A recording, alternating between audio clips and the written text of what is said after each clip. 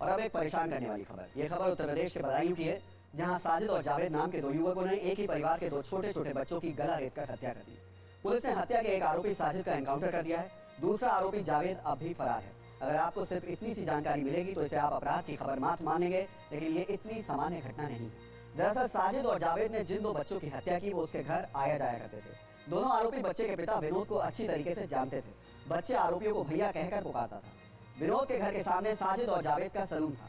मंगलवार शाम साजिद और जावेद दोनों विनोद के घर पहुंचे। उन्होंने विनोद की पत्नी से 5,000 रुपए की मदद मांगी।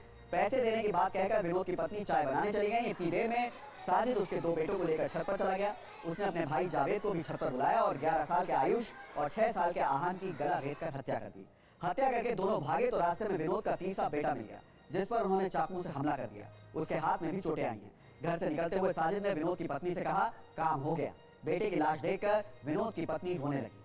आसपास के लोग जमा हुए। हत्या के बाद गुस्साए लोगों ने बड़ी खबर आपको बता दें, यूपी के बदायूं में 2 मासूमों की हत्या के बाद हंगामा हो आप गया। इन्हें पहचानते हैं? नहीं पहचानते तो आप इन्हें तो जानते ही होंगे। इन्हें भी नहीं जानते तो इन्हें तो पहचानते होंगे।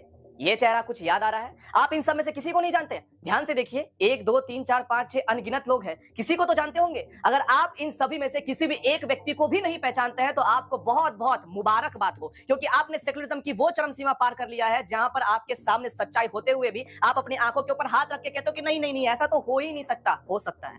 6 साल के मासूम के बच्चे के गला रेत दिया जाता है, 12 साल के मासूम के बच्चे का गला रेत दिया जाता है। मेरे शब्द लड़खड़ा इसलिए रहे क्योंकि ऐसी हत्या देखने के बाद कल रात को यह घटना हुई, उसके पश्चात से रात भर केवल इसी बात को सोच